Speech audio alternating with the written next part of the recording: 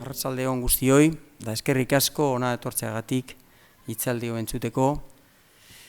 La ponente de hoy, de esta nueva edición de los encuentros con la historia de Portugalete, dentro de los actos, de los eventos de este año 2022 de la fundación, de los 700 años de la fundación de la Villa de Portugalete, es Mireneinchane Eguiluz Romero, portugaluja, es doctora en Geografía e Historia de la Universidad del País Vasco. Precisamente, su tesis la leyó el 25 de junio del año 2012, se titula La transformación artístico-festiva en las grandes villas del señorío, 1610-1789, matriculada en el Departamento de Historia de Arte y Música. Por supuesto, también hay que decir que tiene otra carrera universitaria superior, el grado en Náutica y Transporte Marítimo, que obtuvo en febrero de 2017, por lo que es tercer oficial de puente en el buque hospital Juan de la Cosa desde el año 2021, ¿verdad?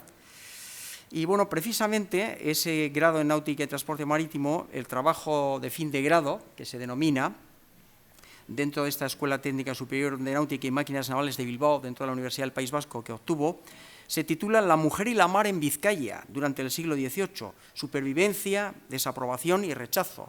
Por tanto, como pueden ustedes observar, pues es una persona que está vinculada con ese tipo de trabajos, con el título que lleva la ponencia o la charla coloquio de hoy. Hay que decir también aquí que es ganadora en varias ocasiones del Premio Histórico de la Villa de Portugalete, convocado en un principio bianual y luego ya anualmente por parte del Ayuntamiento de Portugalete. Precisamente el primero es ganadora del 7º Premio Mariano Ziricainga Eftarro en el año 2000, con el trabajo Ars Mutationis, la transformación artístico-festiva del entorno cotidiano de la Villa de Portugalete de los siglos XVII y XVIII. También es la ganadora del 13º Premio Mariano Ziricainga Eftarro de investigación sobre la Villa de Portugalete el año 2012, con el trabajo titulado La mejor providencia, la imaginería profesional del barroco y la cofradía de la Veracruz de Portugalete. Asimismo, tiene también accessit en este mismo premio, en el 14º del año 2014, por su trabajo sobre la cofradía del Santísimo Rosario de Portugalete. También obtuvo el galardón, el 15º, por el trabajo del año 2016 titulado Dos villas y un hombre, Portugalete y Bailén. Muy interesante tema también. Hay que decir que ha trabajado con nosotros en el Archivo Histórico Municipal en 3 ocasiones en concreto. La primera ocasión fue de julio a diciembre del año 1993, la segunda de diciembre de 1997 a marzo de 1998 y por último de junio a diciembre del año 2004. Ha realizado diversos trabajos de catalogación en otros archivos, tiene experiencia archivística, investigaciones sobre la aportación de la historia de las mujeres en Balmaseda. Ha realizado varios trabajos de investigación que no solamente de carácter artístico y que tienen una vinculación bastante clara con el tema de la mujer y en particular con el tema de la mujer y el mar y la navegación marítima. Asimismo también ha participado en uno de los libros de la Fundación El Abra, colección El Mariómetro, del año 2009, en concreto el titulado Crónica de la historia de Portugalete durante los siglos XVII y XVIII, como pueden ustedes observar, pues creo que es una persona que aporta méritos suficientes para poder tratar el tema que nos ocupa hoy, que es el tema de las portugalujas y el mar. Las portugalujas y el mar, un mito arrinconado entre la ignorancia y el olvido. Ese es el título tan bonito que lleva la ponencia de hoy. Entre otros méritos, que lo sabemos, además, porque nos conocemos ya, como ven, hace tiempo, pues ha realizado estudios de música, de violín y de piano. También es una persona aficionada al mundo de la cultura en general, pero sobre todo en particular de la literatura, de la poesía, de la creación poética, ¿verdad? Nada más, solamente dejarles en manos de Mireneinchane Eguiluz Romero con la ponencia de hoy, que lleva por título, como digo, Las portugalujas y el mar, un mito arrinconado entre la ignorancia y el olvido. Adelante, Mireneinchane, tu turno. Buenas tardes a todos, gracias por estar aquí. Pues como ha dicho Roberto, lo que voy a plantear ahora es una mirada incompleta, porque es un trabajo que se está empezando a realizar ahora sobre las mujeres y el mar, no solo en el País Vasco, sino en toda Europa y en todo el mundo. Hasta hace poco tiempo no se creía, en realidad, que las mujeres y el mar tuviesen una relación hasta la llegada del siglo XX. Así que todo lo que se está empezando a mirar ahora es una nueva mirada sobre este aspecto, y son todos datos que todavía necesitan ser complementados, necesitan ser mejor estudiados y necesitan, sobre todo, que se les vea de otra forma diferente a como se ha visto hasta ahora, que eran simplemente ignorados o ninguneados. Las portugalojas y el mar, un mito arrinconado entre la ignorancia y el olvido, es porque he puesto este título simplemente porque es tanto en el País Vasco como en todas las pequeñas zonas costeras, siempre se ha negado que hubiese esa relación. Y en realidad es un mito porque sí que hay figuras que aparecen constantemente, tópicos como la batelera o como las pescaderas o las regateras, pero que no se las, nunca se tuvo en importancia su trabajo, y aunque están en la mitología, como por ejemplo, las sardineras de Santurtzi, que se recogen en el folclore y tal, son figuras, digamos, mitológicas, que se las honra en cuanto a folclóricas, pero no se entra jamás a pensar en el trabajo que verdaderamente hacían esas mujeres y en su relación cotidiana con el mar y con las cuestiones marítimas. Y así empiezo ya con este trabajo.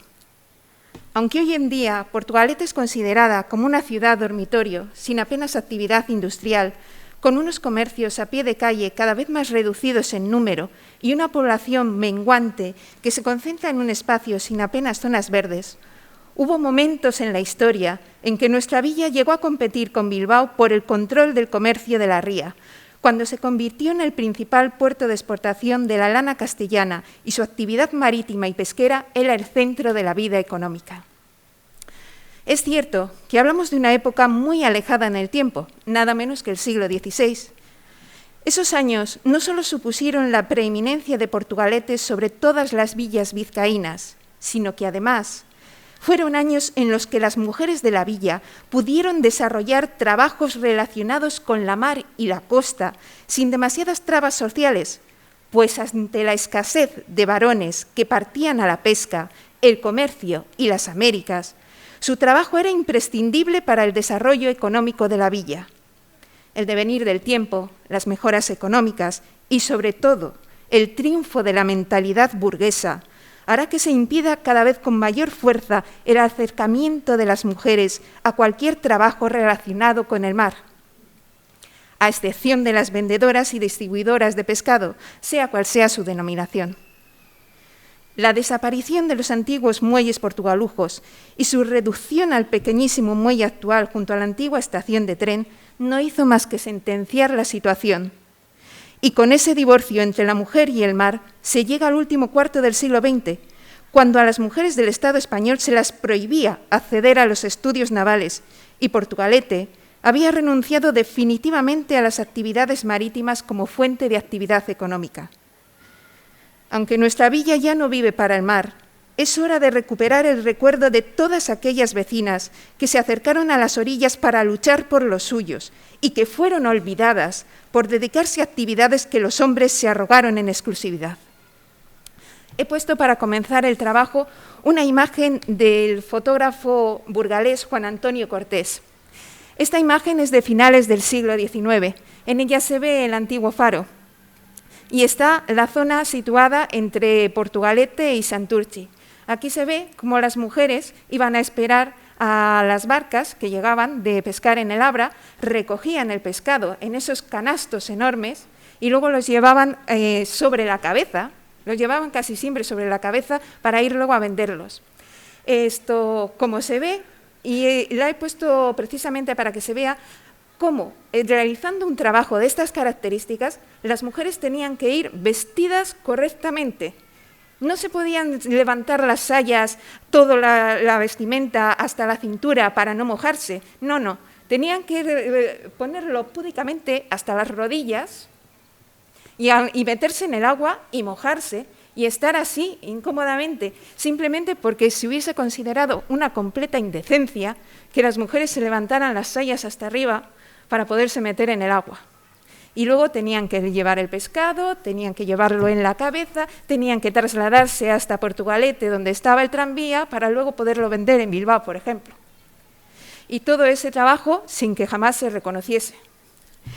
Bien, y ahora vamos a retroceder un poco y vamos a empezar a hablar sobre lo que son los estudios sobre la mujer que se han hecho hasta ahora y cómo se ha empezado a investigar en relación a la mar y en relación a la mar dentro del País Vasco. La mujer, como sujeto de la historia, fue una temática despreciada hasta fechas muy recientes. De hecho, hasta la llegada del siglo XX, su aparición en los libros de historia se reducía a las grandes figuras que, superando los estrechos límites de la vida doméstica, lograron destacar en un mundo hecho por y para los hombres. Como consecuencia, hasta hace pocas décadas la relación histórica de la mujer con el mar se creía reducida a las labores de tierra de las mujeres de los pescadores y a las acciones de unas pocas esposas o viudas de comerciantes navales como apoyo del cónyuge o como sustituto último del marido desaparecido. Ciertamente, la mar era considerada como un ámbito exclusivamente masculino y tan solo los hombres podían embarcarse en los navíos que salían de pesca de altura o en aquellos que realizaban el comercio de mercancías entre los distintos puertos del mundo.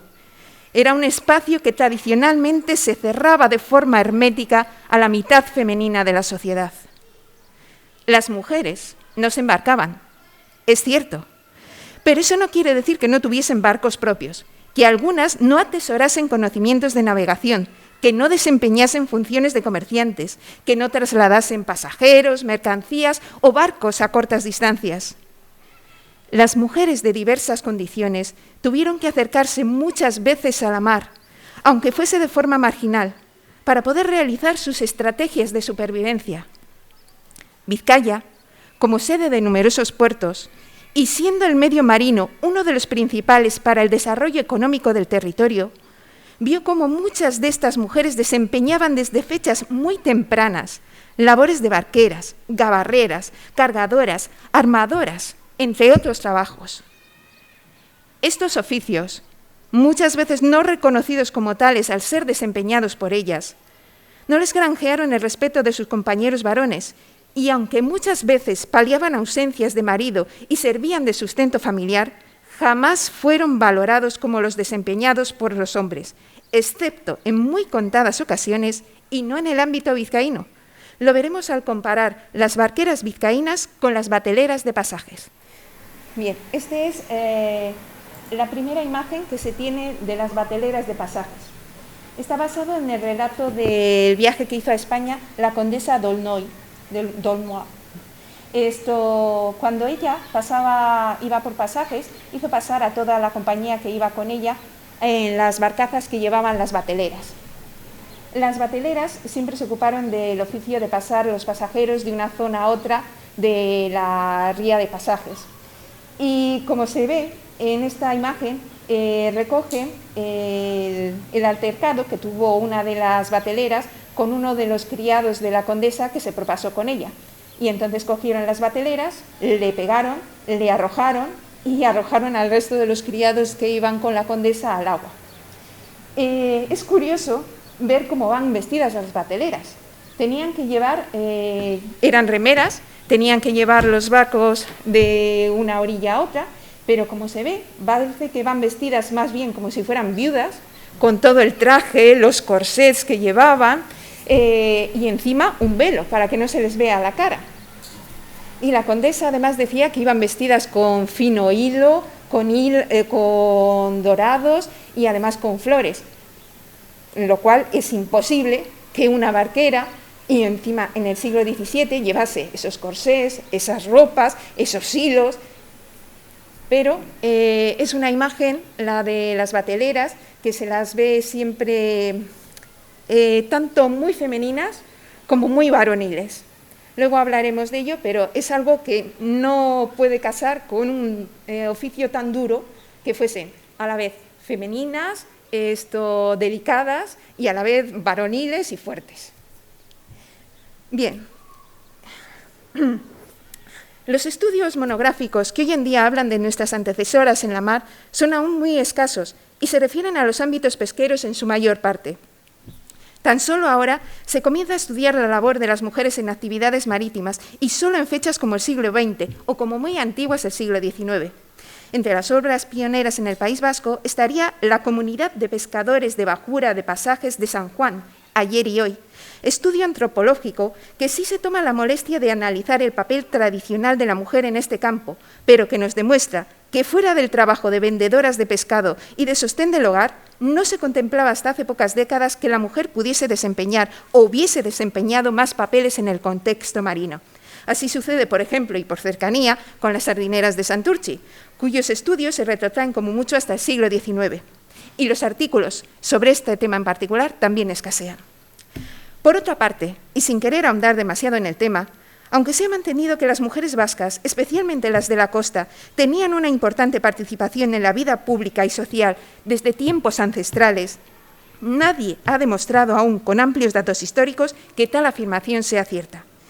Quizás sea porque la historia sobre las mujeres en el País Vasco arrastra el lastre de una serie de ideas heredadas del tradicionalismo que se aceptan sin demasiadas críticas. Ideas como que la mujer ha ejercido siempre un dominio claro en la familia, reflejo de una irreal importancia social. La conciencia de las mujeres de que su trabajo fuera del entorno doméstico era un verdadero sustento para la economía familiar ha llevado incluso a creer a las vascas que ellas eran las que dominaban en la casa, ya que esa fue la idea combatida y rechazada que también los hombres poseían. Y hay un estudio coordinado por Teresa del Valle en 1985, titulado Mujer Vasca, Imagen y Realidad, que recoge varios testimonios de mujeres que así lo afirmaban en el último cuarto del siglo XX.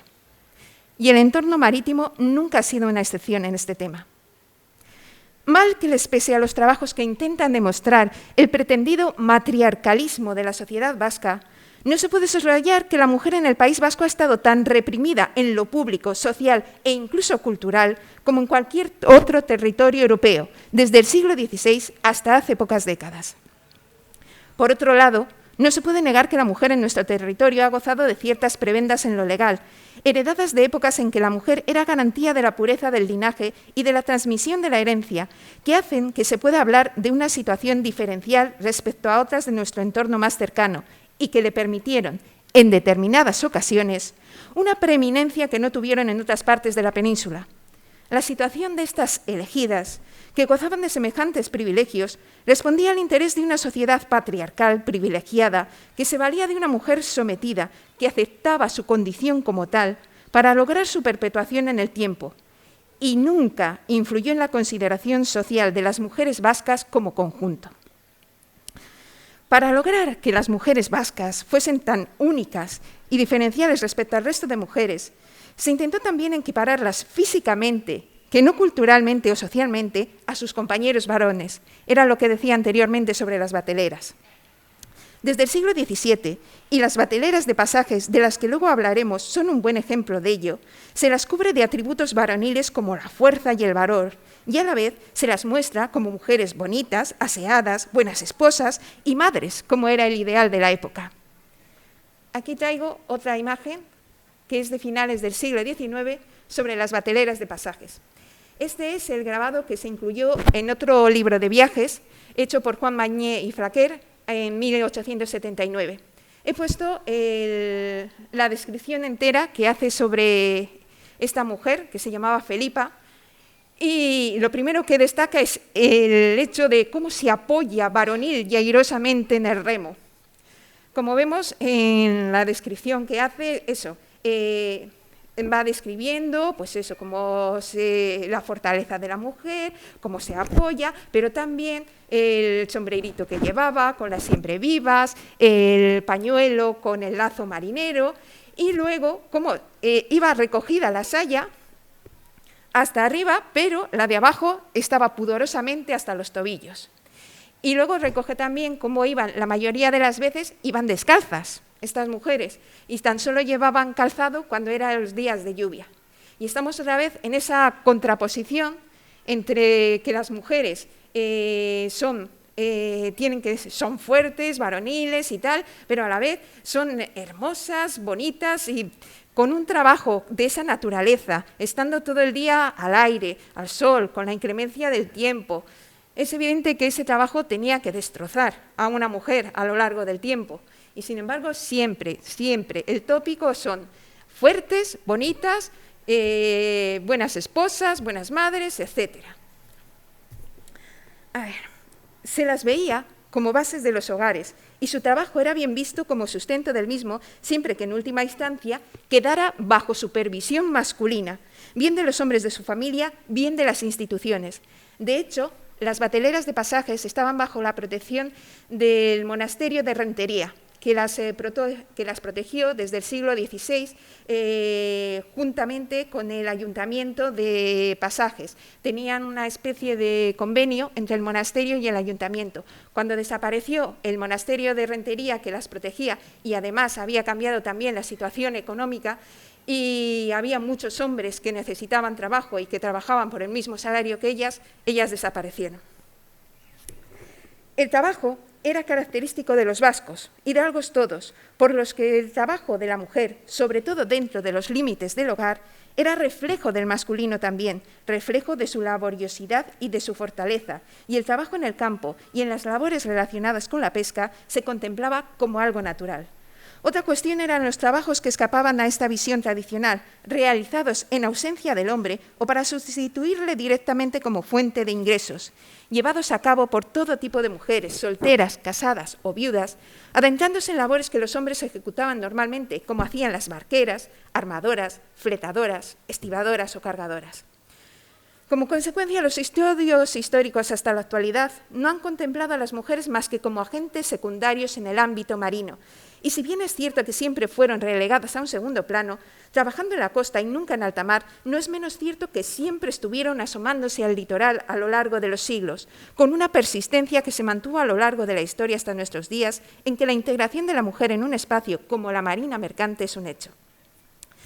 Y es que, pese a lo dicho en los estudios, la mujer no ha aparecido en la mar de repente en el siglo XX, sino que ha intentado asomarse a lo misma a lo largo de toda la historia, y Vizcaya, y más concretamente Portugalete, es un buen ejemplo de cómo trató de acercarse a un ambiente tan cerrado por parte de los hombres y cómo, a pesar de sus esfuerzos, fue considerada incompetente, inadecuada y claramente inferior a los hombres para desempeñar cualquier función relacionada con la mar.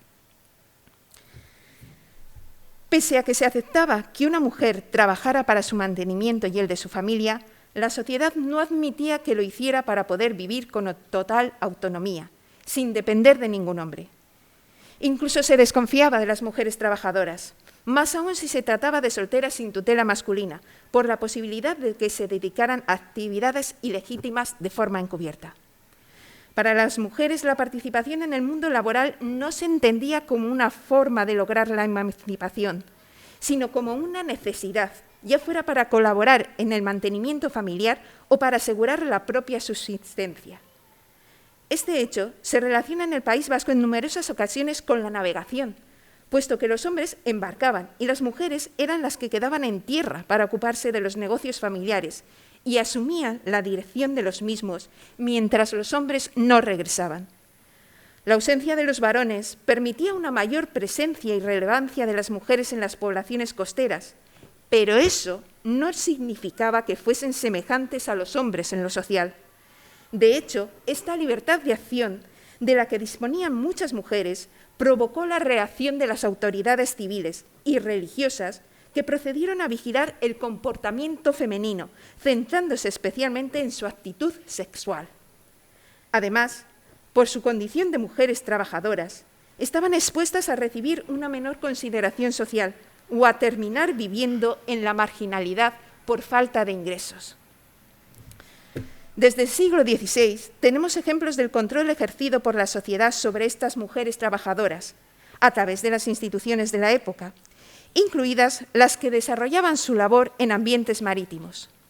Los diversos ayuntamientos de las villas procuraron legislar sus actividades de forma clara y contundente, Y es aquí, en esta actividad censora, cuando podemos encontrar al fin los primeros indicios de la relación de las portugalujas con las actividades marítimas. Así tenemos en 1553 la advertencia dadas a las barqueras de Portugalete para que mantengan los elementos de su oficio a buen recaudo en sus casas y no se los den a ninguna persona sin licencia del alcalde o de los regidores o del alguacil. Y la historiadora Cristina Ayuso nos recuerda en su escrito sobre el trabajo de las mujeres en el País Vasco durante la Edad Media que a las bateleras, otra forma de llamar también a las barqueras, de Portugalete, se las prohibía llevar mercancías a otras villas. ¿Qué significa todo esto? Simplemente que el transporte de personas y mercancías que realizaban las mujeres no estaba bien controlado por las autoridades, que deseaban saber a quién prestaban las barqueras sus embarcaciones, ya que podían llegar a ser utilizadas para el contrabando, una actividad ilegal, pero muy lucrativa. De hecho, tenemos el ejemplo de la santurciarra María de la Rentería, que en connivencia con su marido, Colás de Samano, se dedicaba al contrabando de armas y dinero con los navíos ingleses y franceses en el Abra de la Ría. Detenida y procesada en 1562, todo el peso de la ley cayó sobre ella más que sobre su marido. Había testimonios de las criadas y vecinos que se cebaron en su persona, pues el hecho de ser mujer aumentaba la reprobación de la sociedad en que vivía. Las mujeres que practicaron el transporte de personas y mercancías por la ría vizcaína eran pocas y, según la documentación, nunca estuvieron organizadas. Barqueras siempre hubo a lo largo de los siglos del antiguo régimen, pero al menos en las grandes villas de la ría Nervión y Baizábal, Portugalete y Bilbao, nunca fueron asalariadas de las instituciones.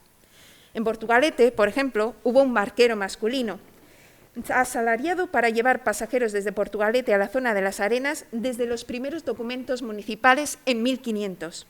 Y en el siglo XVIII encontramos a los lancheros Pedro de Chávarri y Manuel de Arenaza pagados por el ayuntamiento por traer y llevar al predicador de las fiestas, al arzobispo de Burgos, al corregidor de Vizcaya e incluso al alcalde y otros miembros del regimiento. Es decir, por transportar a personas respetables que honraban de forma indirecta a aquellos que los transportaban, una respetabilidad que no podían conseguir las mujeres alejadas de semejantes clientes. Es más, cuando hallamos documentadas a estas barqueras, se las relaciona con delitos casi siempre, como en 1776, cuando el síndico procurador del Consulado de Bilbao denunció a varias vecinas de Deusto por llevar 2 barcas cargadas de bacalao a Portugalete sin pagar impuestos, es decir, como contrabando. Teresa de Bilbao, una de las barqueras implicadas, se dedicaba a llevar mercancías de Deusto a Portugalete por encargo de Josefa de Ribera, que lo había comprado en un barco danés. Otra barquera, María de Mesperuza, señaló que también fue contratada por Josefa de Ribera para llevar a Portugalete 6 quintales de bacalao y venderlo allí. Negó tener conocimiento de la procedencia de la carga y añadió que otras veces había comprado pescado de su cuenta en dicha villa de Bilbao para volver a vender por menor en la de Portugalete, pero pagando los impuestos correspondientes.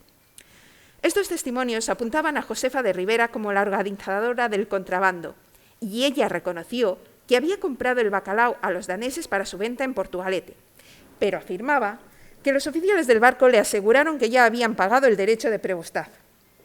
El consulado decidió advertir a todos los acusados para que se abstengan de comprar géneros algunos de las embarcaciones que arriban a dicha ría de Olaviaga para revender ni para otro fin alguno, con apercibimiento de que se procederá contra ellas, en femenino. En el caso anterior nos encontramos con 2 mujeres que realizaban transportes de mercancías por la ría, pero sin duda había bastantes más, como lo demuestra, por ejemplo, el caso de las acusadas en 1771 por haber llevado a Portugalete unas castañas hurtadas en un barco atracado también en Deusto. También encontramos en la misma Portugalete las mujeres que ayudaron a la conducción de mercancías a puerto de un navío francés naufragado, el San Agustín, en 1730. Pasó también su merced incontinente al citado paraje, asistido de mí el escribano, y a vista del capitán y gente de dicho navío, con el piloto mayor de la barra y de otros capitanes y marineros inteligentes que declararon estar rendido y sin remedio el navío, mandó buscar gente, carpinteros, mujeres para la conducción de grano, la gabarra y lanchas que se hallaron en el puerto para salvar lo posible. El párrafo anterior parece dar a entender que las mujeres, aparte de como cargadoras, podían ser contratadas para manejar lanchas y gabarras. Este hecho no sería sorprendente, dado que lo encontramos en la Guipúzcoa del momento, en la bahía de Pasajes, donde trabajaban las famosas bateleras de la localidad, transportando pasajeros de un lado a otro de la bahía y entrando los galeones que llegaban cargados desde las Indias. Las bateleras tuvieron la suerte de participar en la entrega de princesas entre Francia y España a principios del siglo XVII, lo cual llevó a que su figura fuese reflejada en numerosas obras literarias, siendo ensalzada por autores españoles y franceses que las vieron como un ideal de mujer fuerte y femenina a la vez, algo que, como ya he dicho, está completamente alejado y fuera de la realidad. Aquí tenemos otra imagen de las bateleras de Pasajes, una imagen rococó realizada por Luis Párez y Alcázar, que se las ve otra vez con esos amplios sombreros que llevaban de paja, con las flores de siempre vivas, y además que, como se ve, van ahí como si fueran pues, una especie de pastorcillas a lo marinero, con esos trajes rococós que se llevaba, etcétera. En un momento en que, como pongo abajo, durante la compañía de Caracas guipuzcoana, las bateleras hacían contrabando con los buques procedentes de Venezuela y eran además las que entraban los galeones en la ría. Vamos, pastorcillas rococos. Cuando la investigadora Rosa María Cantín habla de la existencia de las bateleras de Pasajes a lo largo de los siglos, explica su permanencia por la migración masculina ya citada, marinos y pescadores, y por la baja natalidad y mortalidad en la zona. Su apreciación no puede aplicarse sin más a las barqueras que existían en la zona del Nervión y Baizábal, pero hay que reconocer que esta era también una zona en la que muchos hombres se dedicaban a la mar, mientras las mujeres quedaban en tierra, y que esta situación no varió hasta la llegada de la industrialización a partir de la segunda mitad del siglo XIX. En cuanto a la baja natalidad, esta también se encuentra en una villa como Portugalete, estancada económicamente hasta la industrialización del XIX, donde la situación demográfica fue claramente depresiva desde el siglo XVII. Estas mujeres, como todas las trabajadoras del antiguo régimen, recibían salarios comparativamente mucho más bajos que los de los hombres. Es posible que, como sucedió con las bateleras de Pasajes, a medida que hay mayor cantidad de hombres que pueden desempeñar su trabajo recibiendo un sueldo tan bajo como el que ellas recibían, sus condiciones laborales y su reputación social se deterioren de tal forma que acaben desapareciendo en el XIX o principios del XX. Y por último, otra de las imágenes de las bateleras de Pasajes, en las que esta es de otro libro de viajes de mediados del siglo XIX, de Francisco de Paula Mellado, en el que se ve a las bateleras jovencitas bailando en ronda por detrás, mientras una batelera más mayor habla con el posible cliente. Vamos, seguramente estaban ahí dando de rondas mientras estaban esperando a los clientes. Sin embargo, hay otro testimonio de esta misma época en la que otro viajero dice que cuando iba a contratar a las mujeres, estaban todas ellas gritando, venían sobre él para que las contratara a una y que la contratara a otra, etc. Pero la imagen es esta, la de las mujercitas bailando. Otro aspecto a tratar sobre la relación de las portugaljas con el mar es su aparición como dueñas, fletadoras y constructoras de barcos. Desde el trabajo señero de José Antonio Aspiazu, Mujeres Vascas, Sumisión y Poder, se ha investigado la labor, durante el antiguo régimen, de las mujeres vascas en el comercio marítimo, en diversas facetas y asuntos. Este autor habla de guipuzcoanas del siglo XVI y XVII como dueñas de navíos y o como fletadoras de las mercancías de los mismos. Estas mujeres solían ser esposas de navegantes o comerciantes que, conjuntamente con sus maridos, participaban en los diversos negocios o, en ausencia de los mismos, recibían de estos poderes para controlar sus asuntos económicos. La clave reside, como hemos comentado varias veces, en que en los ambientes navales vascos del siglo XVI el hombre es el gran ausente. Los autores nos hablan de 1.500 a 2.000 hombres que se ausentaban de forma anual desde la costa cantábrica a la zona vasco-francesa. Esto quiere decir que durante la mayor parte del año, en varios de los puertos vascos, ha podido estar ausente hasta un tercio de la población masculina. Por ello, la mujer ocupaba territorios reservados al hombre, porque no había hombres, porque era eso o el colapso de la economía familiar. Pero no solo las guipuzcoanas participaron en el comercio, la construcción y el flete de barcos. En Vizcaya tenemos a María Simona de Sagarribay, que a principios del siglo XVIII compra por 3.100 escudos de plata, junto a Antonio de Musarrieta, el navío Santa Rosa de Lima, de 140 toneladas. A María Manuela de Larrínaga y María Sebastiana de Goitia Larrínaga, madre e hija, que con sus respectivos maridos fundaron la Compañía de Comercio Marítimo Goitia y Urcullo, apellidos de los dos hombres.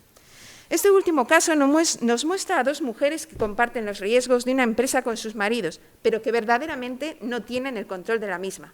Diferente es el caso de María Josefa de Zabala, de Portugalete, que participó a título propio en la construcción de 6 navíos de guerra en el astillero de Guarnizo, en Cantabria, y resaltan más aún las mujeres que participaron en el flete de buques dedicados al corso.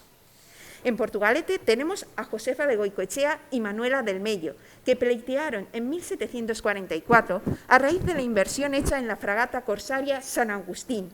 Goicoechea, con la facultad que la dejó para la plena administración de sus bienes su marido, que era alférez militar de navío, entregó a Mello 50 pesos para invertirlos en la fragata. Después de realizarse la liquidación de las presas hechas por dicha fragata, Mello se había quedado con la parte correspondiente a Goicoechea, que se valoraba en 44 pesos y 9 reales, alegando una deuda anterior. El corregidor ordenó que Mello pagara a Goicoechea y su marido 1.412 reales por la inversión y su parte de los beneficios. El número de mujeres que estuvieron al frente de este tipo de negocios marítimos en el siglo XVIII era mucho menor que en el siglo XVI, y en ese hecho tuvo que ver la evolución de la sociedad y de las mentalidades, donde la posición de la mujer era cada vez más cuestionada y se la alejaba de unos espacios exteriores que estaban alcanzando la categoría de públicos gracias al avance de la ideología ilustrada, aunque también influyese de forma decisiva la situación naval de Vizcaya, que evolucionó desde la gran pujanza del siglo XVI a la crisis del XVII, con una cierta recuperación en el XVIII, pero que nada equiparable al siglo renacentista. Las mujeres de los marinos, alejadas de la cúspide de la jerarquía social vizcaína, podían llegar, sin embargo, a formar parte de cofradías de mareantes, como la Portugaluja, que en las ordenanzas de su fundación, en 1651, recoge que las mujeres eran también cofrades, aunque quedasen viudas, siempre y cuando no se casasen nuevamente con un hombre que no se dedicase a ese oficio. En Lekeitio llegan a ser elegidas como mayordomos de la cofradía, aunque no se les permite asistir a las reuniones de la misma, teniendo que ser representadas por un hombre. Es decir, se las niega el derecho a representarse a ellas mismas, a que su voz sea oída. Estos últimos datos nos llevan a constatar un hecho incuestionable. Por mucho que la mujer participase en el ámbito comercial marítimo, siempre se la tuvo en el País Vasco como un pobre sustituto del hombre. Y si esto sucedía con las mujeres de cierta importancia social, ¿qué podemos esperar entre las mujeres que no la tenían? Hemos hablado ya de las barqueras, pero parece que estas mujeres eran dueñas, al menos, de los instrumentos de su oficio. ¿Qué ocurría con aquellas que no disponían de nada excepto su fuerza, un capacho y una red, por ejemplo? No disponemos de ningún dato en Portugalete sobre mujeres que pudiesen pescar en el Abra. No sería extraño, por otra parte, que en algún momento de la historia hubiese sucedido, ya que las encontramos en otros puertos del País Vasco, como en Orio, donde en 1780 el alcalde las condena por lo inapropiado de su labor. Entrando en agua, por su indecencia y mal parecer en público, desnudas lo más del cuerpo, especialmente así mezcladas con los hombres, que frecuentemente concurren a dicho trabajo. Nunca jamás se aprobó, antes bien, siempre se les ha afeado por los señores alcaldes y personas celosas de esta villa, aunque sacando poco fruto, obediencia y respeto a la justicia, por haber sido sus providencias solo verbales. y viendo sus mercedes cuán digno de enmienda por todos los medios es semejante abuso de las mujeres que en el día subsiste, para el efecto mandaron que se levante este citado auto de providencia, por el cual prohibían que en lo sucesivo mujer alguna entre en agua y lodo en dicha ría, y cual a pescar, bajo la pena de la primera vez 1 ducado, la segunda 2, la tercera 4 y procederse a prisión. Recordemos que casi siempre vamos a encontrar reflejada la labor de estas mujeres en los documentos municipales por su condena, jamás por la defensa de su labor. Igual sucede con aquellas que cargaban y descargaban los barcos o que medían y pesaban las mercancías de los mismos. Sobre las segundas tenemos pocos datos, como el que aparece en 1762 en Portugalete, sobre 5 mujeres casadas contratadas por otra mujer, Manuela de Basarrate, para medir la cantidad de sal transportada por un barco portugués.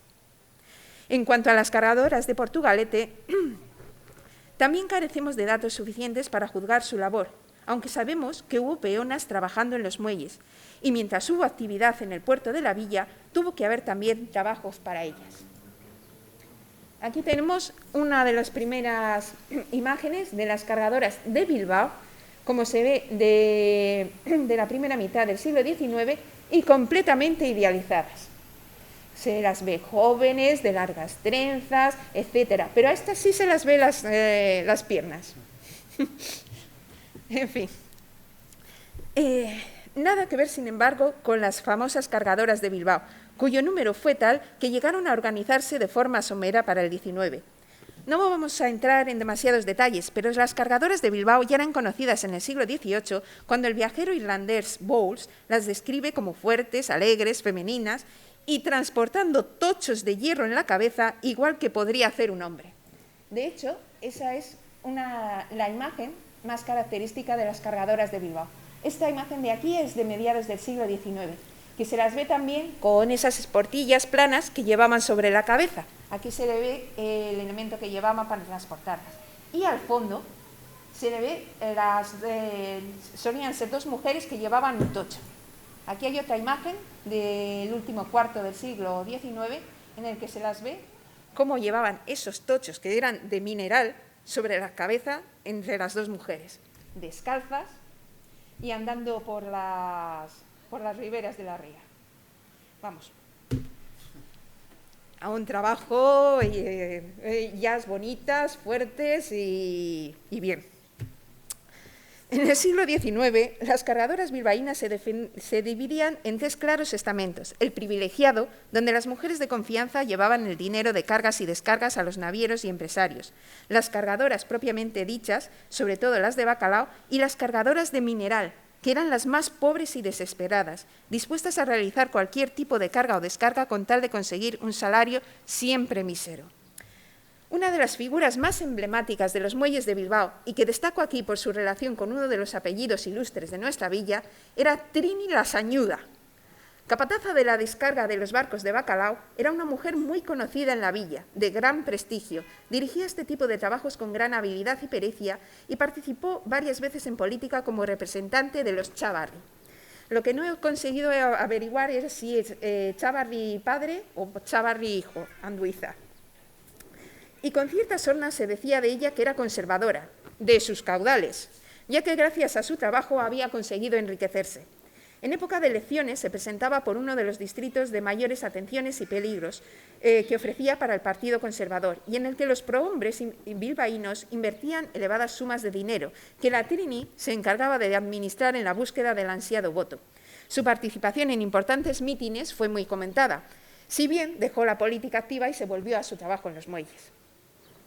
Como vemos, siempre hubo mujeres que aprovecharon los pocos resquicios que la sociedad les ofrecía para medrar dentro de la misma, pero nunca debemos olvidar que detrás de ellas había una gran masa que era ignorada, y no solo eso, sino que había grupos como las cargadoras de mineral que directamente eran tratadas como mujeres degradadas, llenas de miserias y vicios, cuya existencia era una mancha para la sociedad. Aquí tenemos, por ejemplo, 2 imágenes. Una es de Aurelio Arteta, un grabado de los años 20, en el que ya ha desaparecido toda idealización sobre las cargadoras de Bilbao. Como se la ve, no aparece, sí aparece la fuerza física, pero no aparece ya la idealización de las mujeres bonitas, madres, etc. Y tenemos también aquí otro óleo de Darío de Regoyos, un poco anterior, en el que las mujeres, por el trabajo físico que están haciendo, se convierten en una masa, como se estaban convirtiendo en ese momento todos los trabajadores industriales de la zona de la ría. Se podría pensar que las mujeres que vendían pescado, cuyo trabajo era aceptado de forma tradicional, serían mejor consideradas socialmente, pero poco de eso vamos a encontrar hasta el siglo XX.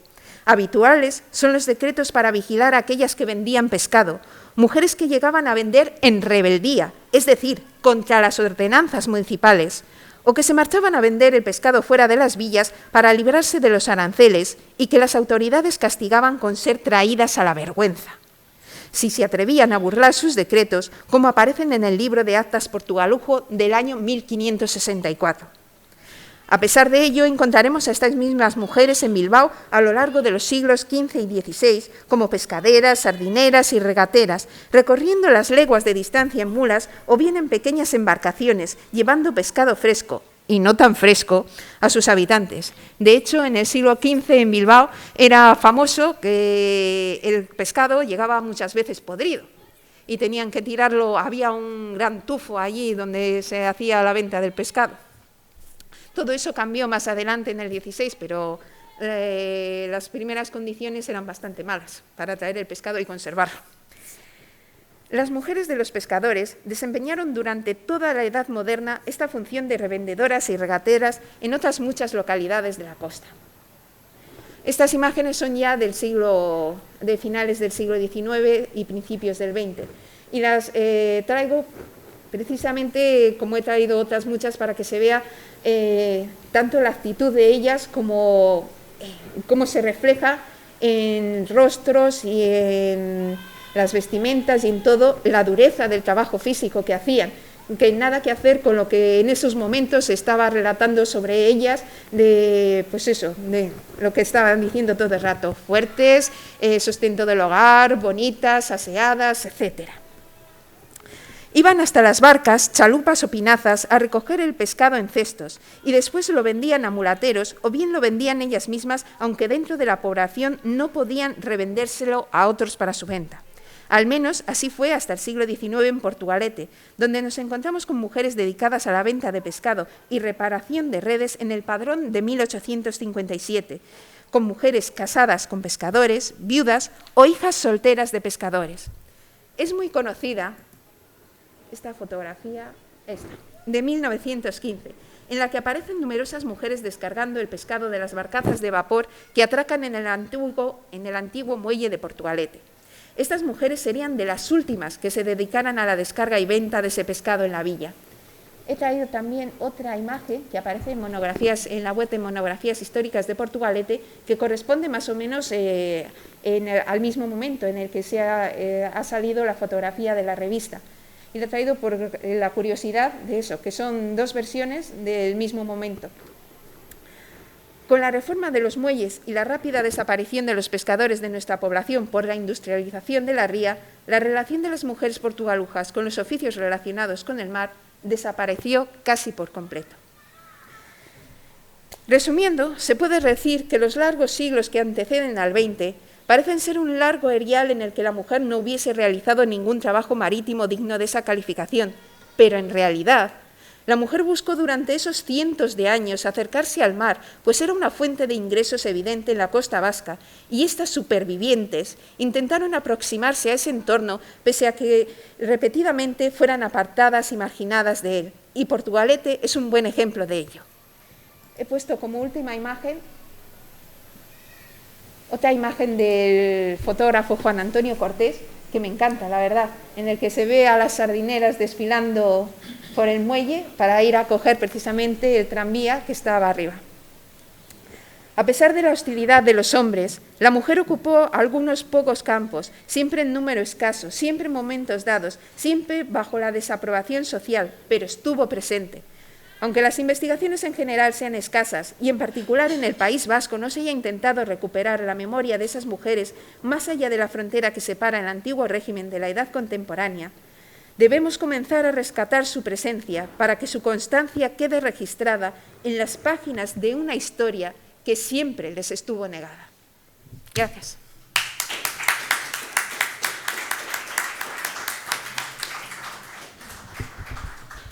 Eskerrik asko, Miren Aintzane, por esta intervención tuya, también circunstanciada, tan detallada, bien apoyada y además ha sido clara, meridiana y pienso que también amena y entretenida, también acompañada de todas las apoyaturas gráficas que has utilizado. Bueno, ahora viene el momento de si hay alguna pregunta o alguna duda que se pueda resolver, o cualquier otra cosa, cualquier curiosidad que se pueda satisfacer por parte de aquí, de Miren Aintzane Luz. Es el turno del público. Adelante, José Luis. Muchísima exposición, totalmente correcta. Y, bueno, dentro del mundo de la mar hay mucha gente silenciada, no solamente las mujeres. Por ejemplo, en el siglo XIX, cuando vienen los barcos del agua, se habla siempre de los capitanes y nunca de los maristas, como si fuese un elemento interno. Me ha gustado mucho porque efectivamente coincide con muchas de las cosas que yo he leído y he visto por ahí, ¿no? Y efectivamente esa idealización que tiene la gente que escribe con respecto a la mujer proviene de la antigüedad celtíbera, consideradas como sirenas, que volvían locos con la voz a los marineros. Luego resulta que con la cristianización, la Venus Marín, la Isis pelágica, se convierte en la Estela Maris, la Virgen del Mar. Claro, la Virgen del Mar era la que paraba los temporales y las agrícolas, y sus personas cuentas se las cojan como patronal de los pescadores y los marineros. Pero como contrapartida, haciendo un referencia al caso orientado del convento de Rentería, había altas que se las consideraban como brujas. Y, dato curioso, pues en Rentería, concretamente en el año 1607, hubo una señora, una tal María Cefaña, que, como estaba también dedicada a la escena de andar por los muelles y cosas de estas, resulta que se la condena porque se la culpa de que había sido ya con sus conjuros la que había armada del pueblo de que pierde 800 marinos en la costa de Viga, se la culpa. Se la meten a la cárcel, y alguien muere sin hacer absolución. Por lo tanto, poca defensa tuvo por el convento de Rentería. Bien, luego por otra parte, yo sí he sacado un dato de aquí de Portugal con respecto a lo que ha dicho de que solamente se resalta a la mujer cuando se lo regala. En un caso, aquí en Portugal, en el año 1905, de cómo, por ejemplo, pues, esto del ayuntamiento de la ciudad, de cómo, por ejemplo, pues, el ayuntamiento hace un informe de cómo, por ejemplo, unas señoras de aquí de Portugal, pues cuando los marinos estaban fuera, se dedicaban a, en fin, andar emancipando por los jóvenes, esta idea, ¿no? Se la llevan los tribunales y el gobernador civil del señorío de aquella época las condena. Y las condena de tal forma, a una de ellas, que era viuda, que se llamaba María de Allende, la manda fuera a Madrid, al sitio de Bélgica, y se la condena para la cabeza. En resumidas cuentas, para son de Salinas. Esa es la historia que tengo. Sí, es verdad que yo conozco un poquitín aquí, el mundo de Cervana, el Sanjurjo, de la Gorda, con respecto al tema Atuaje y Maraje, y efectivamente las mujeres de aquí, de toda esta zona, también hacían la labor de Maraje, aparte de Siete, aparte de Atalleres. Y un trabajo muy importante que hacen aquí las mujeres de Portugal, cuando se da cuenta, muy antiguo, no muy antiguo, era el Sebador. ¿Qué es eso? Que se dedicaban a las velas del Sebador. Y para acabar mi exposición, me he tomado la licencia de que también me da responsabilidad. Tenemos un problema nosotros. Y me he tomado la licencia de mirar a los viajeros de Portugal y ver cuántas plazas y cuántas provincias. No hay aproximadamente 200 plazas, porque plazas y que hay 200 jubilaciones, ¿no?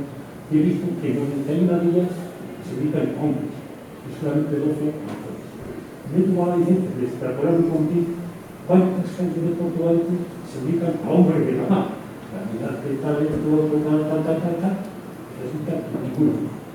Existen paralelos, por ejemplo, Catarrazal, no hay ninguna. Que también hoy en día olvidamos hasta ese concepto paralelo y encima de esta. Pues hoy en día también se existe.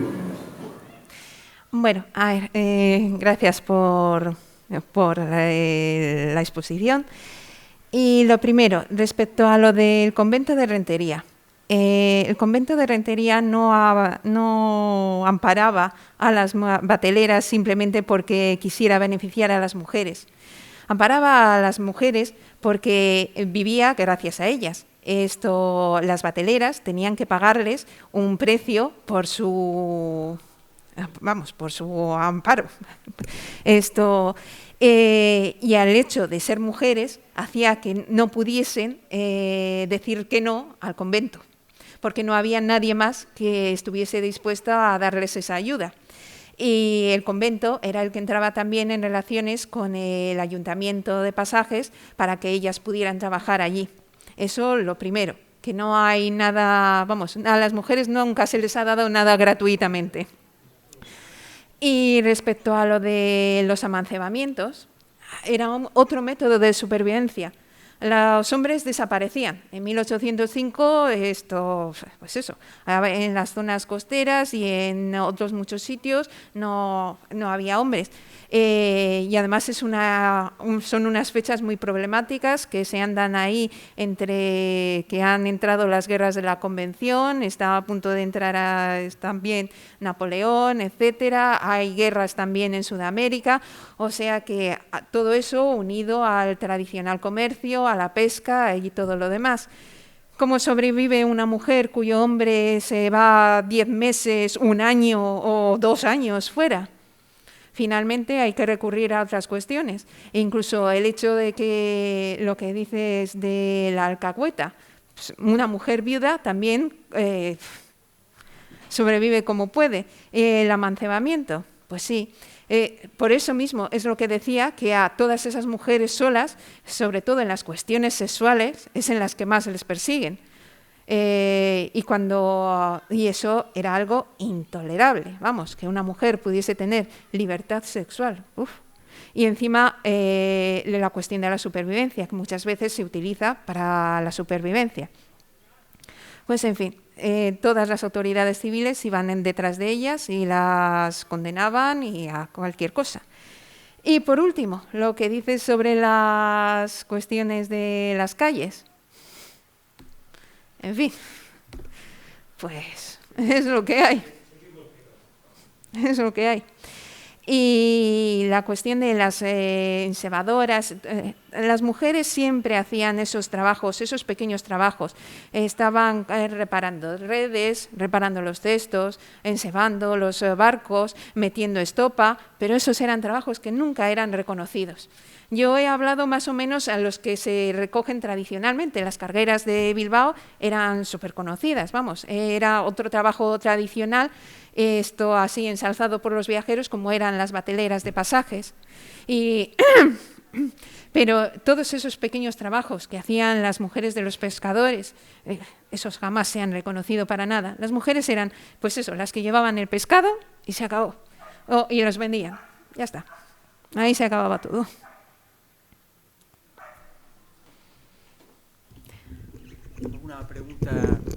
¿Alguna pregunta más por parte del público o alguna curiosidad que quieres satisfacer? Pues, hombre, yo apuntando alguna cosita por mi parte, evidentemente aquí, pues claro, hemos hablado de la relación de los oficios de las mujeres con el mar. Pero bueno, esto es un puerto de mar, era un puerto de mar, se ha tocado un poco el tema del amancebamiento, eso aparece muchas veces durante todo el antiguo régimen. Y desde luego en el siglo XIX, yo tengo algunos estudios acerca del particular que se publicarán seguramente en el próximo libro mío, cuya presentación es el 17 de noviembre. Entonces, pues efectivamente, miren, Aychane lo ha explicado muy bien, cuál era la situación económica, las situaciones de la coyuntura, las coyunturas que existían en aquel momento. En la documentación del Archivo Histórico Municipal no es muy frecuente. En otros archivos quizás haya más cosas, habría que mirarlo. Me supongo que en la documentación marítima de Portugalete, que está en todo aquello que tiene que ver con la documentación del Consulado de Bilbao y la Casa de Contratación, que como saben ustedes, pues está en el Archivo Foral, en la calle María de Adero en Bilbao. Habría que investigarlo con bastante espaciosidad o tranquilidad.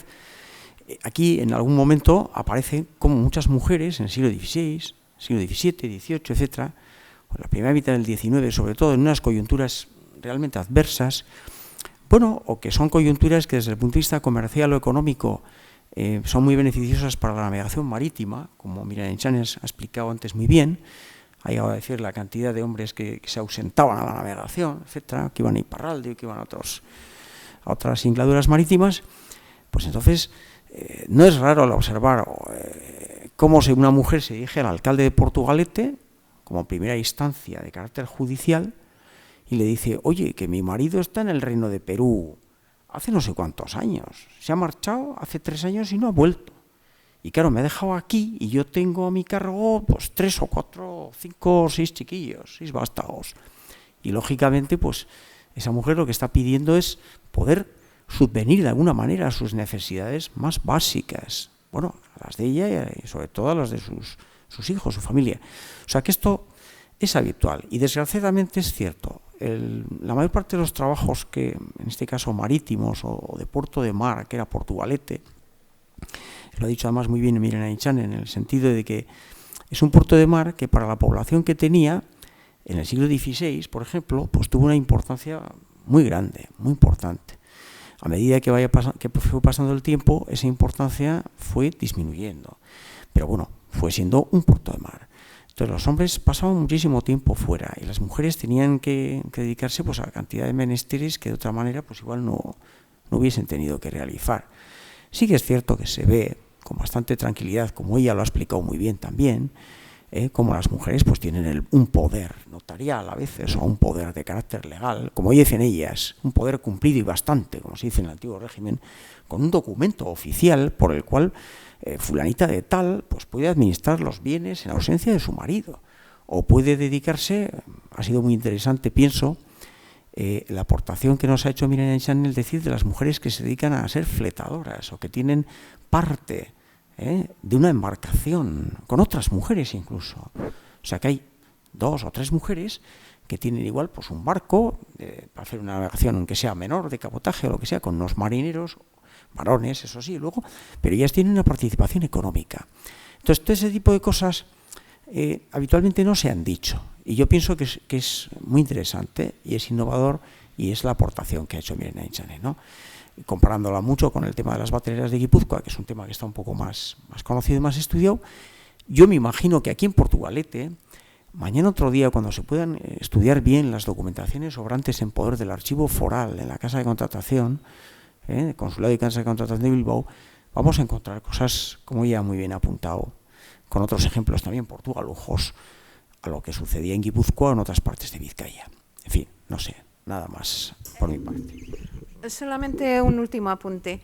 Respecto a lo de las mujeres que tenían que quedarse y sobrevivir como pudieran, luego esas mujeres muchas veces, si el marido volvía, llegaban incluso a ser asesinadas por sus maridos. En Bermeo, de hecho, no aparecieron varias mujeres asesinadas después del retorno de los hombres. Lo que más gracia me hace es que lo encontré en un estudio que decía que las mujeres eran muy respetadas en Bermeo precisamente porque en ausencia de los maridos tenían que hacerse, las mujeres de los pescadores tenían que sobrevivir como pudieran durante esos años. Pero es que luego se encontraba que cuando el marido volvía de todos esos años y la mujer estaba empoderada, acababa finalmente matándola. Y hubo varios casos de ellos.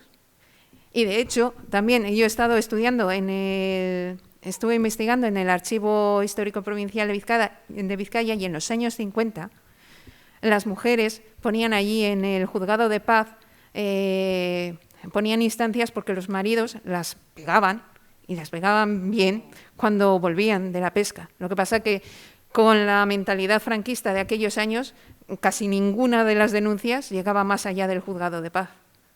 Pero todo eso sucedía y los hombres no lo aguantaban. ¿Hay algún caso apuntado en el archivo? Ahora mismo recuerdo uno, así, a bote y pronto, a bola pluma. Se quejaban muchas veces bastantes mujeres de que sus maridos no habían regresado o habían regresado después de mucho tiempo de sus navegaciones en América o de que habían estado en tierra de Indias, el Reino de Perú, en fin, el Virreinato de México, etcétera, ¿no? En la Nueva España, que se llamaba. Uno de los casos, ciertamente, luego podía haber malos tratos, había una serie de trifulcas o de cuestiones y tal, pero hay ocasiones. Yo recuerdo un caso ahora, en el archivo nuestro, en el archivo histórico de Portugalete, así a bola pluma, me acuerdo de haberlo visto, tampoco lo tengo muy localizado, pero hay hombres que no vuelven nunca, o sea, se marchan a la navegación y ya no regresan jamás, y dejan a su mujer aquí con la familia y con los hijos, y luego en algún caso te enteras que se han vuelto a casar en Indias, se han vuelto a contraer nupcias, o tienen lo que se decía, pues eso, amancebadas o barraganas o indias o lo que sea, allí pues para satisfacer sus necesidades sexuales, entre comillas. O sea que también eso nos quiere dar a entender que desgraciadamente muchas mujeres se vieron forzadas a verse empoderadas por la fuerza de la necesidad a tener que trabajar y bregar y sacar adelante una familia. O sea que, y eso es una realidad. Otra cosa interesante es, ¿verdad? Miren, Chané, es el comprobar, claro, porque nosotros ahora siempre queremos, que sí, que ha habido científicas, que ha habido mujeres matemáticas, que sí, es cierto, claro, pero esas desgraciadamente eran una minoría. En el pasado, a las mujeres que se podían dedicar a las denominadas profesiones liberales, pues lógicamente pertenecían a familias adineradas, familias poderavientes. Entonces, claro, es muy interesante comprobar, como ya he dicho, que hay algunas mujeres que son importantes, pues es el caso, por ejemplo, de no se podían representar a sí mismas en las cofradías y todo esto, y eso es importante, ¿no? Tenía que haber un hombre para representarse. Estamos hablando de mujeres de un cierto poderío económico, de una cierta, un cierto poder social, ¿no? Y el poder social y económico da mayor grado de representatividad. Pero también lo que hay que tener en cuenta es que hay en los oficios de las mujeres, ahora en este caso lo que hemos tratado hoy es el oficio de puerto o los oficios de mar, lo mismo puede haber personas que fletan barcos con otras mujeres, pero luego muchísimas mujeres a lo que se dedican es a oficios muy modestos, como ya he explicitado, a oficios que a veces están muy mal pagados, que prácticamente son marginales, ¿no? Cuando has hablado del caso de las mujeres de Bilbao, las cargadoras, dependiendo del tipo de material. Como mínimo, una mujer siempre cobraba la mitad de los hombres y muchas veces no llegaba ni a eso. Y las cargadoras del puerto, por ejemplo, las que estuvieron reparando el muelle de Bilbao, los muelles de Portugalete en el siglo XVII, recuerdo que ellas eran las que transportaban la arena, las piedras, mientras los hombres hacían lo que era el armazón. Y a ellas les daban, mientras a los hombres les daban £1, a ellas les daban 0,4 maravedís, no llegaban ni siquiera al medio real. Los padrones municipales de habitantes o recuentos poblacionales, que hay bastantes abundantes en el Archivo Histórico Municipal de Portugalete, la clasifica. Como tú sabes muy bien, que lo hemos visto, ¿verdad? Y lo has observado, lo has investigado tú allí, la denominación profesional de la mayoría de las mujeres, bueno, lógicamente es la de, pues eso, ¿no? Amas de casa, o pone su sexo, o lo que sea, o las labores propias de su sexo, ¿no? O su sexo, directamente su sexo. Pero, por ejemplo, en muchas mujeres que son de clases sociales muy pequeñas o de baja extracción, lo que suele venir es la categoría de jornalera. Una cosa que hay, por ejemplo, en el siglo XIX, por contar, que no es oficio de mar, pero bueno, que tiene que ver un poco por la consideración socioprofesional que se tenía de la mayor parte del colectivo trabajador femenino en la época del antiguo régimen y luego ya dentro de la etapa más de la época liberal burguesa, ¿no? Del siglo decimonónico. Podríamos decir, se las llama peonas. Hemos hablado de cargadoras, pero normalmente en el siglo XIX se llama peonas. Entonces, en el siglo XIX una de las cosas curiosas que hay en Portugalete es que hay cantidad de mujeres trabajando en las obras. Y no solamente sean las obras para llevarles la comida a los hombres, para llevarles bebida, agua o alcohol también, para que se tomen un poco de alcohol y se animen un poco y hagan el trabajo mejor, sino que las mujeres están allí para cargar pesos, o sea, para llevar ladrillos, para hacer todo tipo de trabajos que habitualmente, pues, dices, joder, pues si es que en esas épocas también, parece que debido también a la consideración que se ha tenido tradicionalmente, o la imagen que se ha tenido tradicionalmente de la mujer en esas etapas históricas, Pero hay que reconocer que las mujeres a lo largo de la historia, en cuanto han tenido un resquicio para poder trabajar, para poder desarrollar una labor más equiparable con la del hombre, pues lo han hecho. Lo han hecho. Desgraciadamente luego la consideración social que se ha tenido de esas profesiones o de esas labores realizadas, como todavía sigue siendo, por desgracia hoy en muchos casos, siempre se ha minusvalorado o se ha creído que es menos importante que la desarrollada por el hombre. Estoy de acuerdo contigo, pero es que la cuestión es que la mujer no va a trabajar porque, como he dicho, porque quiera ser independiente o porque quiera progresar socialmente. Es que va a trabajar porque no le queda más remedio. Es una estrategia de supervivencia. Tiene que luchar no solo por sí misma, sino por su familia. Es que o trabaja ella o su familia se hunde. La mujer no busca el reconocimiento social cuando va a trabajar, busca sobrevivir. Y muchas mujeres que tú dices que eran jornaleras y tal, aunque eran jornaleras y trabajaban a jornal, nunca se les reconocía en los padrones municipales. Si ponían el 99% de las mujeres que aparecen en esos padrones, sobre todo a finales del siglo XIX, solo aparece como su sexo. No se las reconoce, cuando se les reconoce algo, aparecen como criadas. ¿Y cuál era la otra que había? Criadas y no me acuerdo la otra. Sí, eso es. Alguna vez pone nodriza, ¿sabes? Sí, pero las mujeres, a partir de... Sí, no, y a partir de eso, cuando todavía había mujeres trabajando rederas, pescadoras y todo eso, desaparecen. Parece que a partir de 1860 ninguna mujer en Portugalete trabaja en nada relacionado con el mar. De todas maneras, que no las mujeres que necesitan trabajar para sobrevivir. La primera maestra que hubo en Portugalete, aquí en el campo de la iglesia, era de buena familia, Escarza. Fue la primera maestra que hubo oficial. Su sueldo, establecido por el ministerio, tenía que ser el 30% de lo que ganaban los maestros. Ella no necesitaba trabajar seguramente, porque su padre tenía, pero consiguió la plaza, pero el límite era el 30% de lo que ganaba el maestro. Sí, no, sí, siempre es así. Siglo XIX, 1800. Que sí, no. Las maestras siempre ganaban menos que los maestros. Vamos. No, por ley. Y encima, yo estuve investigando también en Balmaseda y recuerdo que las maestras que daban clase a los niños más pequeños, esas ni siquiera tenían derecho a sueldo. Esas trabajaban por la comida, trabajaban por la comida y la casa. Y luego, al cabo de un tiempo, les daban un sueldo si estaban contentos en el ayuntamiento con ella. Y eso era para los niños, los párvulos, no me acuerdo cómo los llaman a los niños más pequeños, pero era así. Pero la ley iba, cuando has dicho lo de la violencia machista que había, nosotros hemos cogido la primera mujer que nos encontró que la mató el marido de Portugalete. Bueno, pues la ley le castigó a ella. Si hubiera matado a un hombre, la habían mandado a galeras, pero como había matado a la mujer, le mandaron 2 años fuera de Portugalete y volvió a darle 2 años. Sí, es que yo también encontré, hay un caso en Portugalete también, resulta que un hombre salió, eso fue en el siglo XVI también, cogió a la mujer que estaba hablando con un grupo de compañeras en la calle y la mató delante de ellas. Y luego dijo que como ella había estado hablando mal de él, que tenía perfecto derecho a hacerlo. Pagó un dinero a la familia de ella y dijo que con eso ya era bastante, que ella había quedado con la familia de ella para la subsistencia de los hijos y que con eso ya había hecho. No se le hizo nada.